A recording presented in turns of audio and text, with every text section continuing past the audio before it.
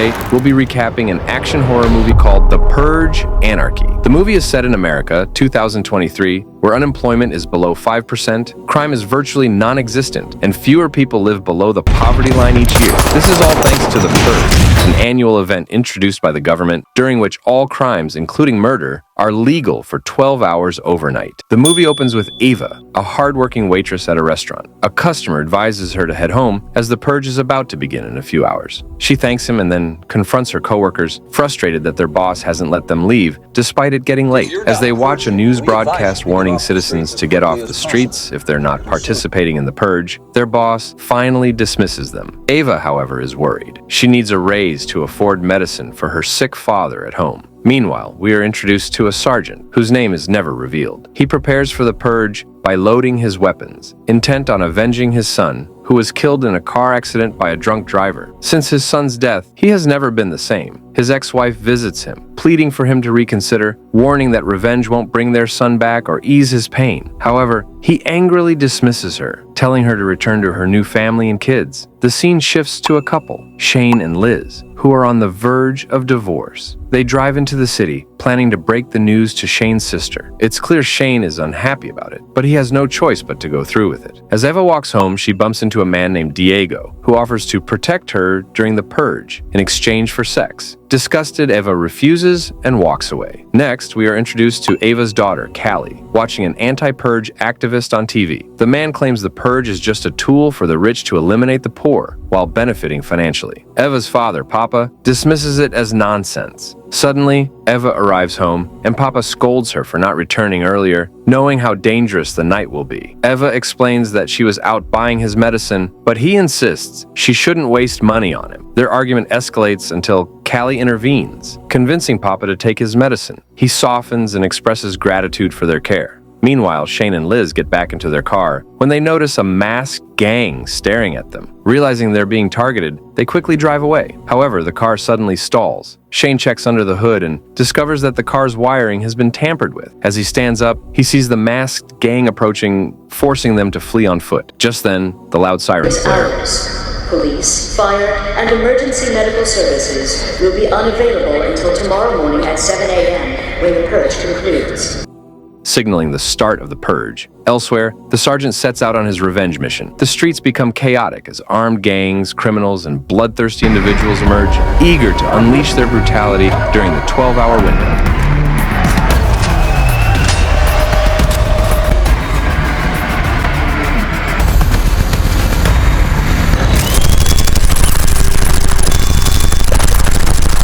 Back at Eva and Callie's home, they find a letter from Papa. In it, he explains that he couldn't bear watching them struggle anymore. To ensure their survival, he has sold himself as a human sacrifice to a wealthy family. In return, $100,000 will be transferred to their account. He urges them to stay safe and survive the night. Meanwhile, in a luxurious home, a wealthy family gathers, celebrating their cleansing ritual, which involves purging Eva's father as part of their twisted tradition. Heartbroken, Eva and Callie break down in tears over Papa's sacrifice. Suddenly, loud banging sounds echo from outside. Looking out the window, they see a heavily armed group invading their building. Within seconds, the door bursts open, and Diego storms in with a gun, demanding sex in exchange for their lives. He taunts them, but before he can act, there's a knock at the door. Suspicious, Diego cautiously checks, only to be shot dead by the invading soldiers. The armed group captures Eva and Callie, dragging them outside and forcing them into an armored truck. At the same time, the sergeant drives past and witnesses the abduction. Despite his personal mission, he can't ignore it. Stepping out of his car, he swiftly takes down the soldiers in a brutal shootout.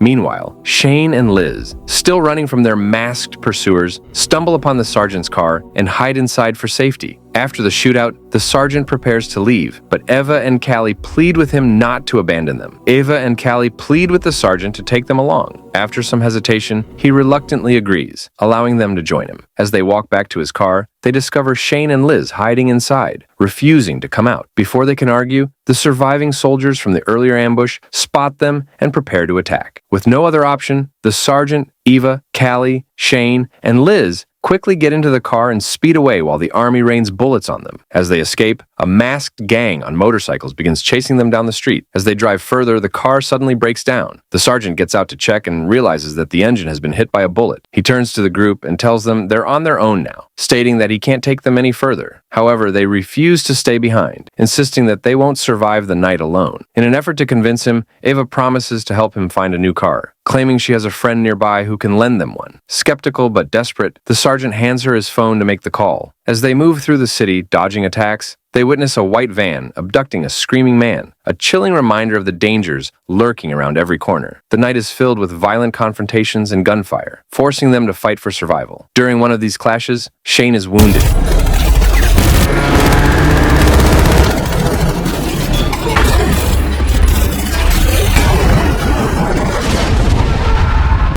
Now struggling to move quickly, they rush toward Eva's friend Tanya's house, hoping to find shelter. As they reach the doorstep, Eva bangs on the door, pleading for Tanya to let them in. Tanya, seemingly relieved to see them, welcomes them warmly, offering food and wine. Her family is also inside, creating a false sense of safety. As Tanya's family tends to Shane's injuries, the sergeant pulls Eva aside and quietly demands the car she promised. However, Eva confesses that she lied. There is no car. Furious, the sergeant argues with her, but before things escalate, a sudden gunshot echoes through the house. Tanya's sister storms in, holding a gun, accusing Tanya of having an affair with her husband. With vengeance in her eyes, she shoots Tanya dead, sending the house into chaos. A fierce shootout breaks out as the group frantically escapes. As they rush downstairs, they hear an approaching vehicle. With no time to think, they jump over a fence, only to be ambushed and captured by the masked gang. The gang ties them up and loads them into a van, driving them to a new location. Upon arrival, they are dragged into a dimly lit showroom, where a group of wealthy elites gathers. The captives quickly realize they are being auctioned off, sold to the highest bidder for a deadly hunting game. One by one, the elite members place their bids, securing their chance to hunt and kill them for sport. After the auction, Eva, Kiele, the sergeant, Liz, and Shane are led into a dark, maze-like arena designed to resemble a hunting ground. Armed, wealthy participants enter with weapons, preparing to hunt them down. Seizing the opportunity, the sergeant fights back, killing the hunters one by one. A gunfight erupts, but during the chaos, Shane is fatally shot. Liz screams in agony, but there's no time to grieve as more armed guards arrive. With their ammunition running low, their fate seems sealed until Carmelo, the rebel leader from the earlier broadcast, storms in with his militia, ambushing the elites